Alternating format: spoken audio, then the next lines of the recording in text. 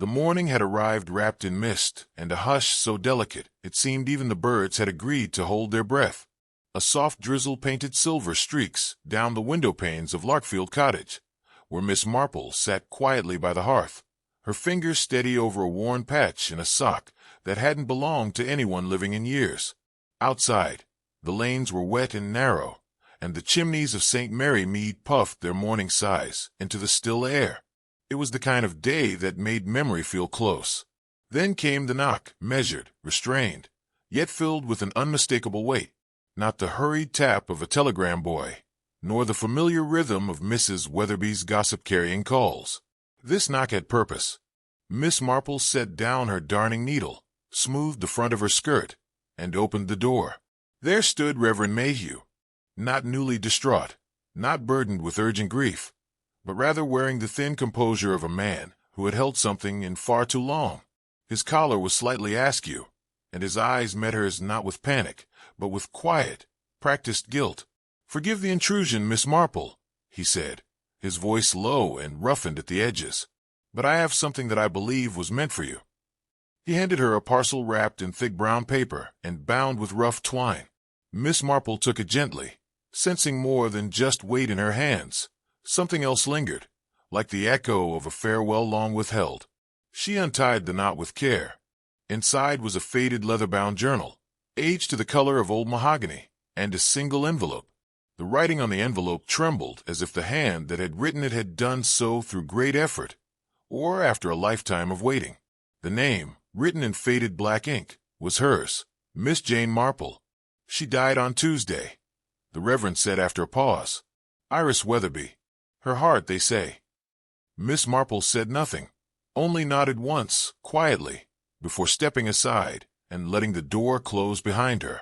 She took the journal to her reading table, placed the envelope beside her teacup, and sat down slowly. Iris Weatherby had never married. She had never left the village, not once in over 60 years. She had passed on invitations, ignored passing flirtations, and refused to leave the house for nearly anything beyond the Sunday service. Her name had faded, as some do, from curiosity to quiet myth. And yet now, years after her name had stopped echoing through the gossip of the town, it had returned, not in conversation, but in handwriting. Miss Marple picked up the envelope and, with a single breath held steady in her chest, slid the letter from its fold. It began with a line that did not surprise her, and yet felt heavier than all the rain outside the window. "There are things I never said, but perhaps now, in the end, I can finally speak." And with that, the past stirred, and the storm began. The drizzle continued well into the afternoon, falling in a steady whisper against the ivy-laced stone of Larkfield Cottage. Miss Marple sat motionless for some time after reading the letter, the paper resting in her lap, its words quiet but persistent. It was not accusation that haunted the ink, but confession, a kind so slow and delicate it felt more like unraveling than revelation. Iris Weatherby had written of a promise, not of love, but of silence, a vow exchanged beneath the old willow tree by the tarn, a tree many in St. Mary Mead now passed without a second glance, though it had once been the heart of many secrets. The letter spoke of the spring of 1912. Iris had been 20 then, engaged to Colonel Philip Trevelyan, a man twice her age and 3 times as enigmatic. Their engagement had lasted 3 months. Then war broke out, and with it, the colonel had vanished into the pages of military dispatches. Word came later that he died at Mons. She had never worn mourning, nor had she spoken of him again. But now the letter said otherwise. He told me things, Iris had written, things the world could not allow. I listened because I loved him. I stayed silent because I feared what would happen if I spoke. She mentioned a second figure, a woman, Millicent, introduced in the village as a cousin, though no one had ever heard of her before she arrived. She had come in 1913 and lived at Larkfield until 1928, quietly and unassumingly. No one had seen her leave. No one had attended a funeral. No one had asked why she stopped being mentioned. Miss Marple, despite her years, had never forgotten the change in Iris after that year. She had grown quieter, more inward, as if always listening to something behind her shoulder. There had been no scandal, but there had been something else, A vacancy. The sort that grows not from loss, but from the presence of a thing unspoken. By mid-afternoon, the rain lightened. Miss Marple put on her coat and gloves, took her walking stick, and headed out across the soft ground behind the vicarage, past the churchyard, and through the path that wound down to the tarn. The willow tree stood as it always had, half leaning, its limbs trailing in the still water like fingers too tired to reach. She stood beneath it and looked down. There was no marker, no stone, but the grass here had grown uneven. Miss Marple bent slightly, pressing her hand to the earth. It was soft, not from the rain, but from something older, from memory, and perhaps from grief. She closed her eyes. The breeze shifted through the branches above, and she imagined the voices that might have once whispered here. A vow, perhaps, or an apology, the kind made too late to mend anything but the soul. When she returned home, the letter still rested where she had left it. She reread the final paragraph. Millicent was not my cousin. She was his wife. And I was the secret. He made me promise never to tell. I didn't, even when I should have. But there was one thing I could never promise to forget. Miss Marple folded the letter with reverent care, placed it beside the journal, and sat quietly in the dusk.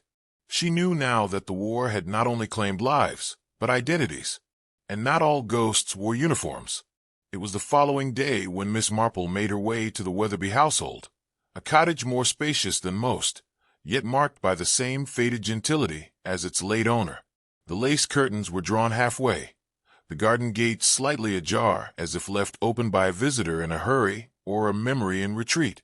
Dora Weatherby, Iris's niece, greeted her with the subdued kindness of someone who had not cried, but perhaps ought to have. She had been the one to manage the affair since Iris's passing, and though she spoke with the practiced poise of a dutiful relative, her eyes flicked often to the sideboard, to the photograph that had been placed there just days before. Not of Iris, not of family. The frame was old, silver tarnished to the color of ash, the glass slightly cracked in one corner.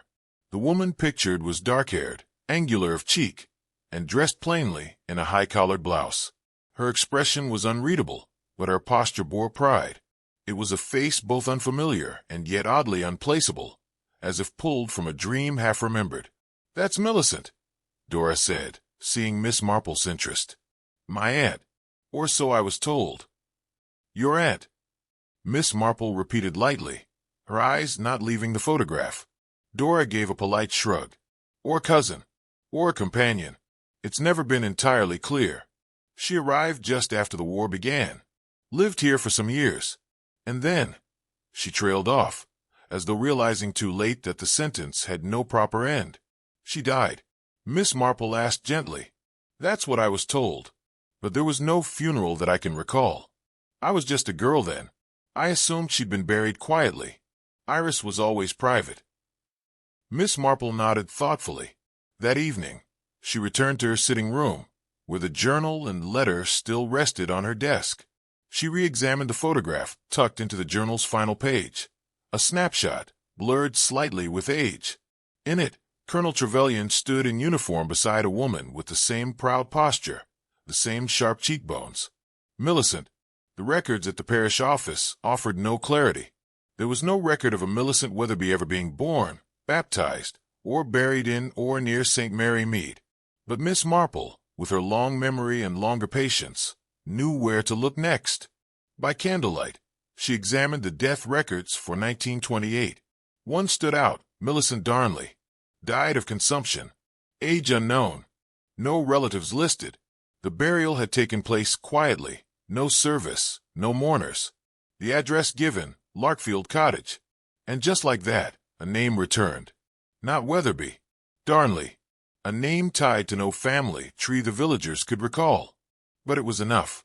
The next day, Miss Marple stopped at the village library and requested access to the archived parish bulletins.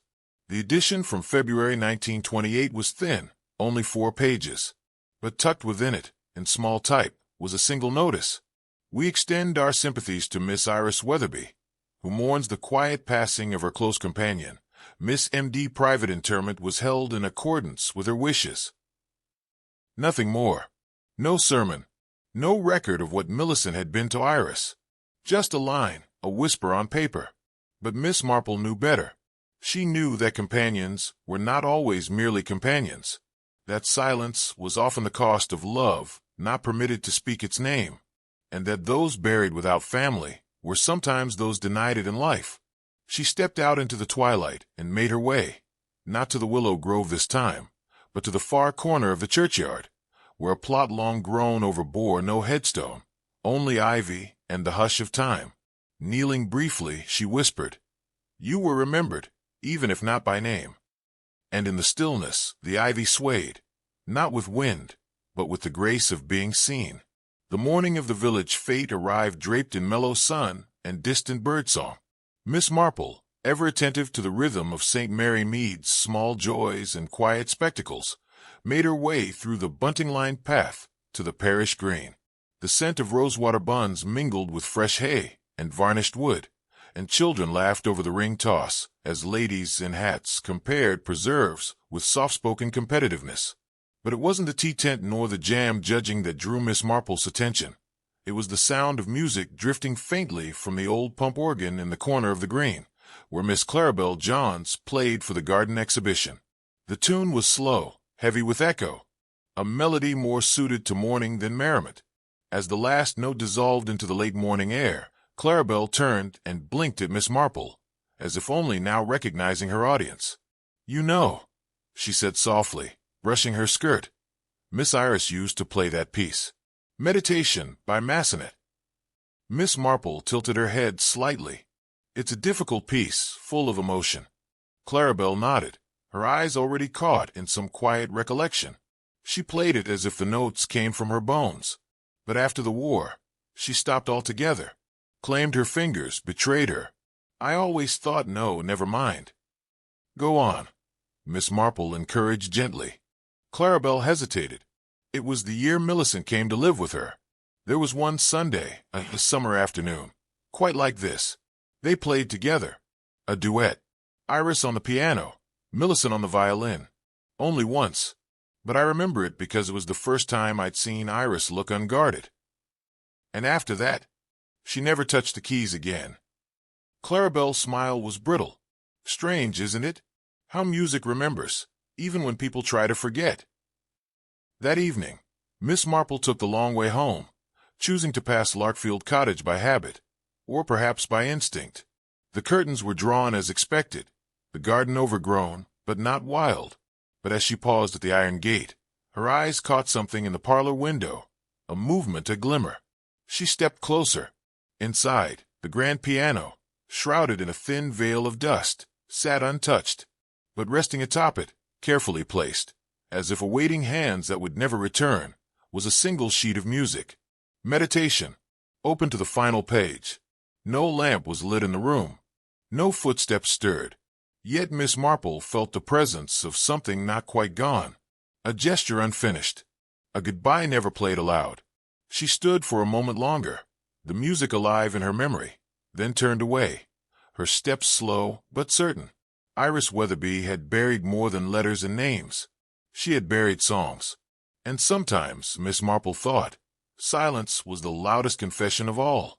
The following morning brought with it a delicate fog that curled around the hedgerows like breath withheld.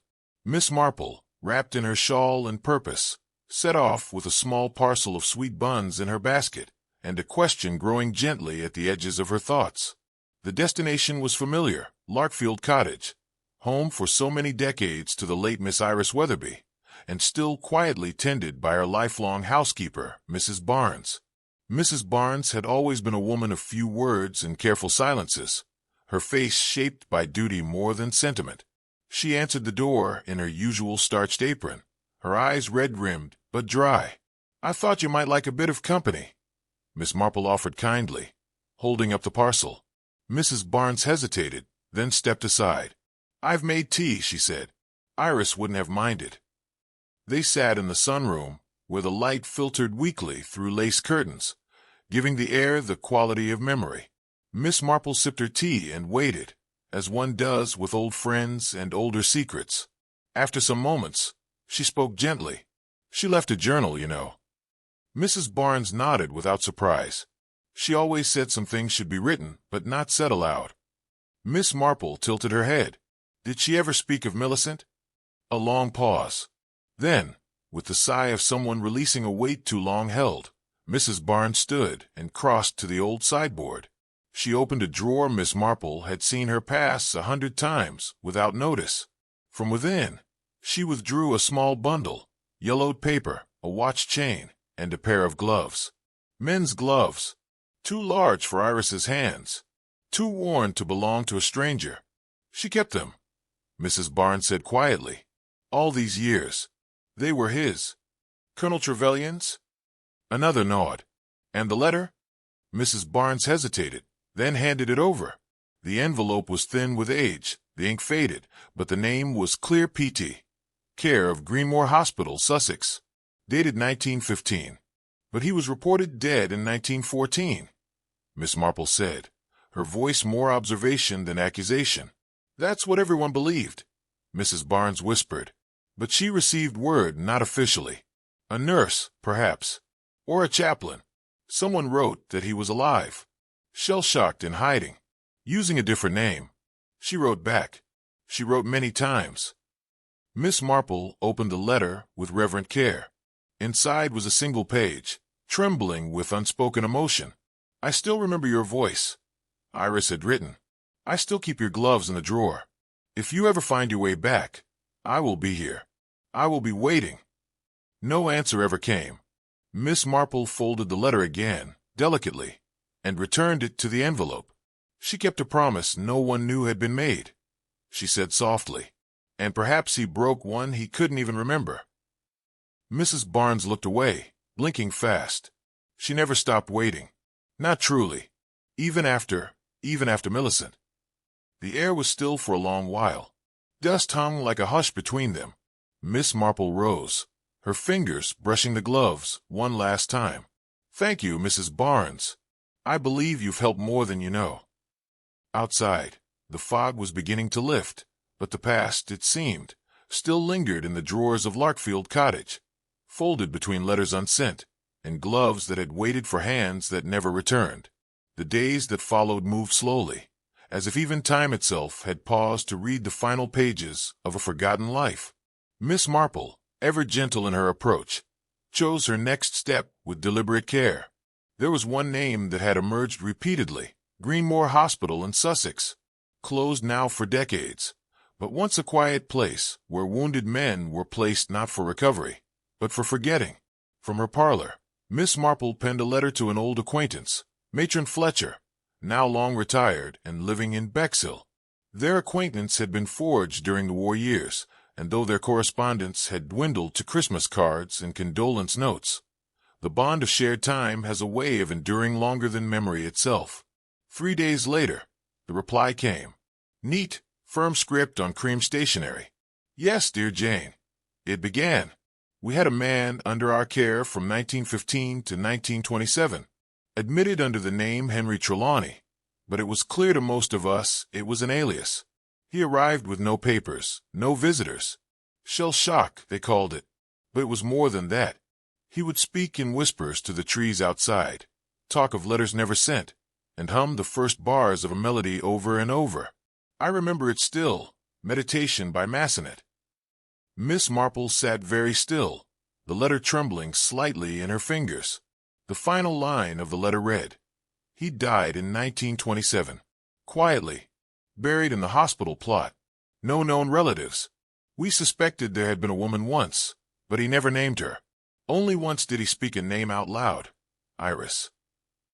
He wept when he did. Later that afternoon, Miss Marple visited the old hospital site.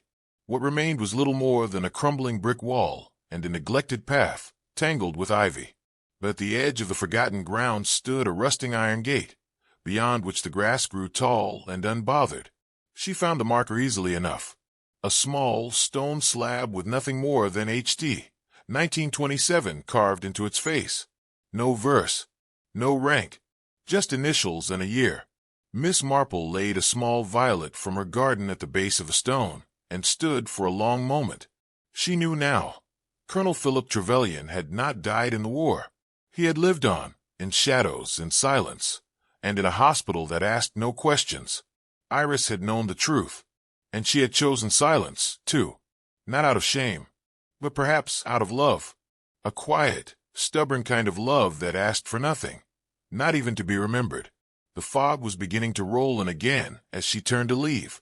But for a moment, a flicker of air, a note barely heard, Miss Marple could almost believe she heard the softest echo of a piano, the final measure of a melody left unfinished. The evening was quiet, but not comfortably so. It was the sort of quiet that followed a question too heavy to answer, or a door closed on something that might still return. Miss Marple sat by the hearth at Larkfield Cottage, the fire reduced to faint coals. In her lap rested the journal, and beside her on the table, the letter from Greenmore Hospital. She had read both again and again, not to remember, but to be sure. Just after 9, there came a soft knock at the door. Miss Marple did not startle. She had expected someone might come. It was Dora Weatherby. She wore no coat, only a thick shawl pulled tight around her shoulders. Her eyes were pink at the corners, her voice low. "May I come in?"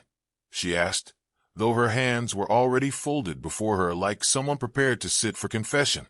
Miss Marple poured tea, gently, and waited. Dora stared at the cup in her hands without sipping. "I didn't know all of it," she said, "but I knew enough. I knew there had been someone else before Millicent. I knew Iris had a journal. She made me promise not to read it, but after she passed, I did." Her hands trembled slightly. "I saw what she wrote about the vow beneath the willow, about the letter that never left her drawer, and I found the photograph, the one with the two of them, him and Millicent, not posed, just together, at peace." Miss Marple nodded. "And you thought it best to hide the rest?" "I thought," Dora whispered. "It was already too late to help anyone. What good is truth when the people who need it are already buried?"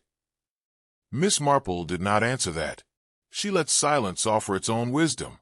"Iris loved him," Dora said, more to herself, "but not as a girl loves a soldier in uniform.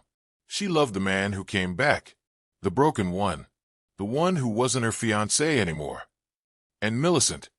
Miss Marple asked gently. "She stayed here for 15 years. No last name. No questions. They were both grieving the same man in different ways, and somehow they made peace with it. I think she forgave Iris long before she died." The clock struck 9:30. The coals shifted. "Do you think I did wrong?" Dora asked. Miss Marple folded her hands. "I think," she said softly, "you did what you believed protected the ones you loved. But love and truth do not always share the same path. They meet when we're lucky, but most often they pass like ships in fog."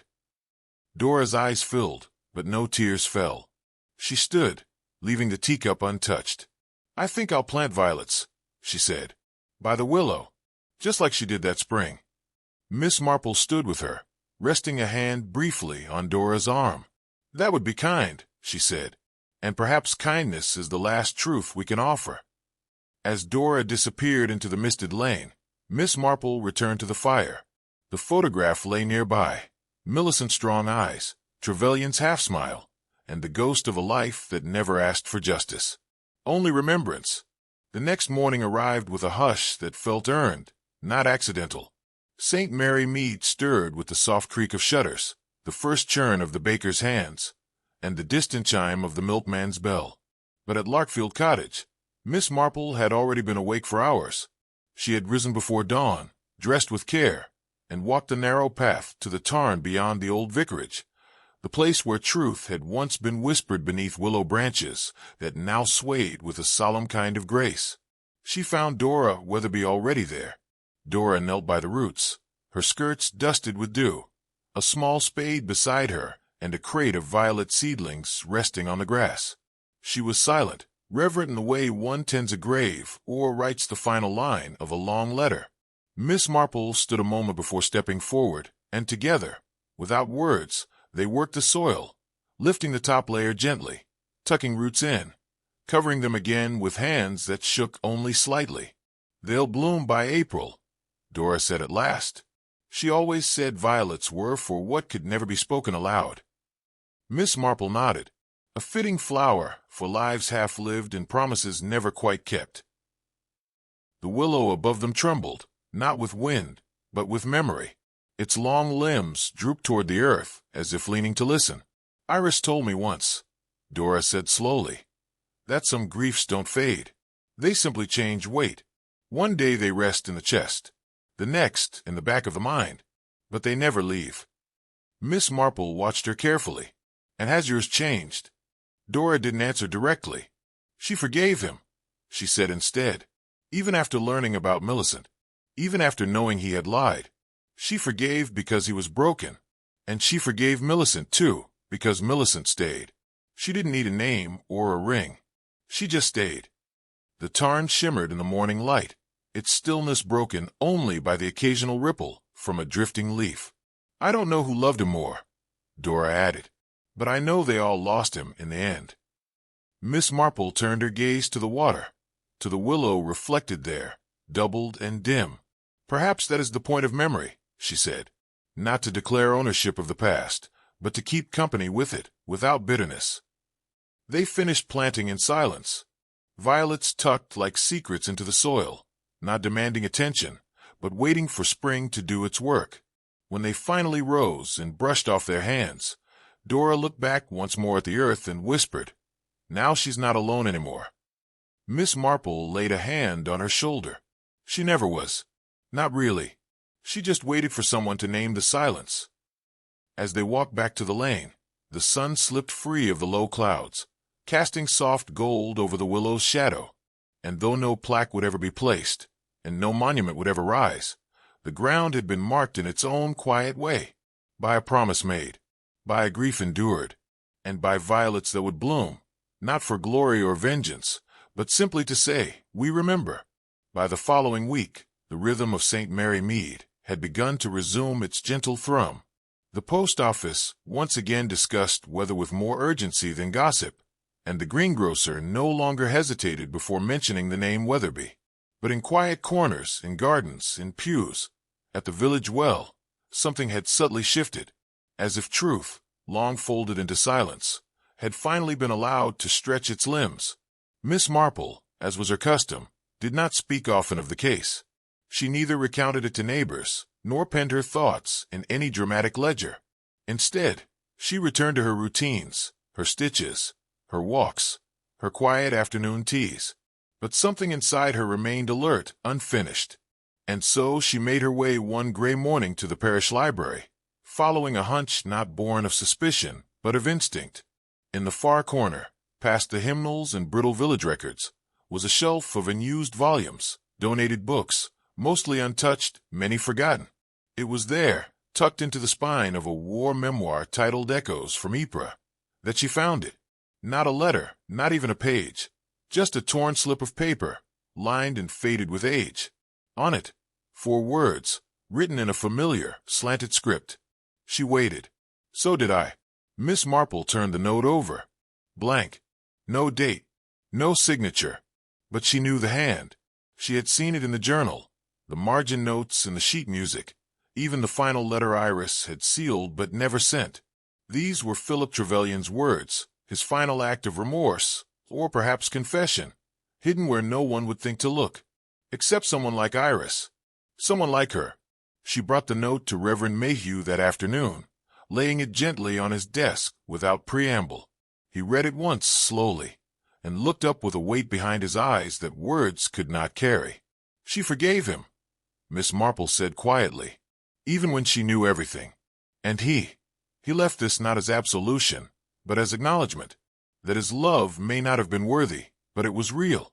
Reverend Mayhew folded the paper with reverence. And now it returns to rest, Miss Marple replied, alongside her violets, where all unspoken things go, if we are wise enough to let them. That evening, as dusk leaned over the rooftops and the chimneys whispered smoke into the sky, Miss Marple returned to her garden. She paused beneath the climbing roses, blooming later this year, and sat on the old bench beside her potting table.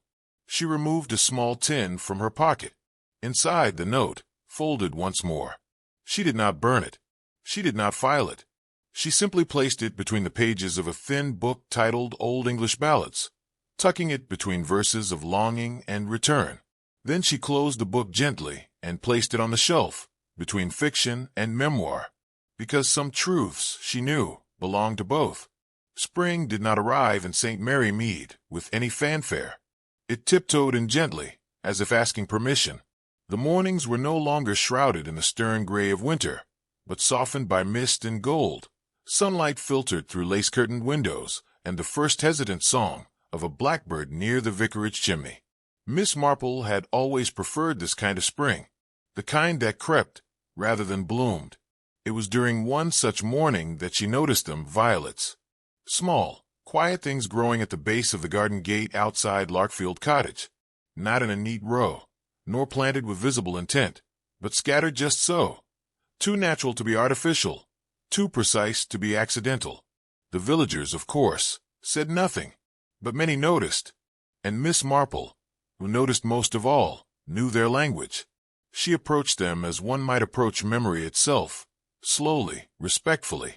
The petals, though fragile, held firm against the breeze, their color a muted purple, more dusk than dawn.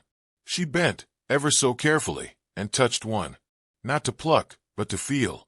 The texture was soft as regret, and in that moment it struck her, not as revelation, but as confirmation.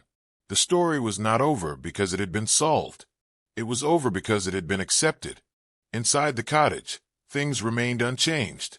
No new furniture had arrived. No grand portraits hung on walls. The air was light, but carried the scent of something old, linen and lavender, with just a trace of camphor. A fire had not been lit in days, and yet the space felt warm in its own quiet way. On the mantel now stood a simple wooden frame.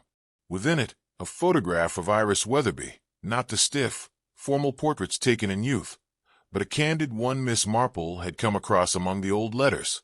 In it, Iris sat beneath the willow tree, a notebook open on her lap, a half-smile ghosting her lips. Her eyes did not look at the camera, but just past it, as though still listening to the wind between the branches. Dora Weatherby had placed the frame there. She had done it without ceremony, without explanation. Just one morning, it was there. A choice made in silence. The village had moved on, as villages do. The baker once again talked of flour shortages. The grocer had new tins of jam to shelve. But under the surface, something had shifted. The kinds of questions people used to whisper had quieted. Not because they'd been answered, but because they'd been seen. Reverend Mayhew, in his next sermon, said nothing of sin or salvation. Instead, he spoke softly of compassion for those who carry the weight of memory alone. A few looked to Miss Marple during that moment, not out of accusation, but recognition. Mrs. Barnes, the housekeeper, had begun humming again, a rare thing. She polished the floors and windows with a sort of ease. Someone overheard her one day and thought the tune sounded familiar. Meditation, they whispered, the very piece that once played from Iris's fingertips and then never again. Music, like truth, had found its way back through the dust. Miss Marple returned to her favorite chair by the parlor window, the one with the worn cushion and the view that allowed her to see the gate and the lane beyond. A teacup rested near her elbow, steam curling slowly toward the ceiling.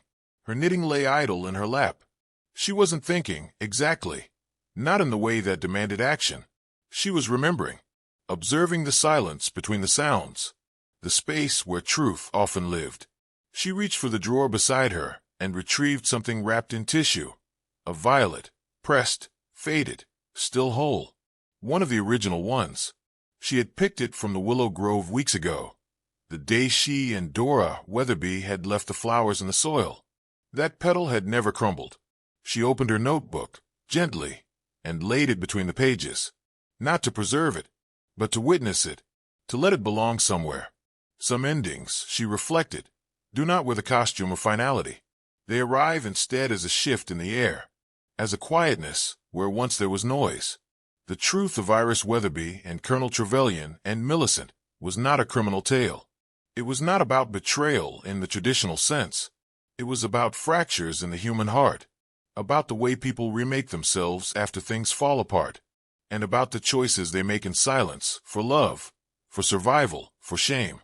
Justice, in the end, had not arrived in handcuffs.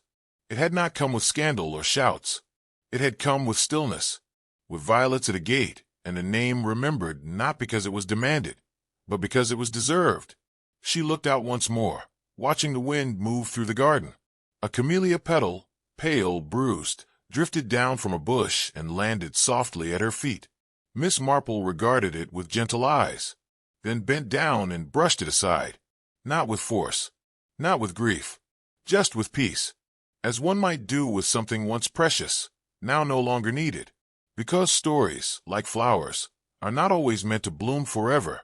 Some are meant only to bloom once, and to be seen. In the end, the garden would grow again, and so would the village, and so would memory, if given time.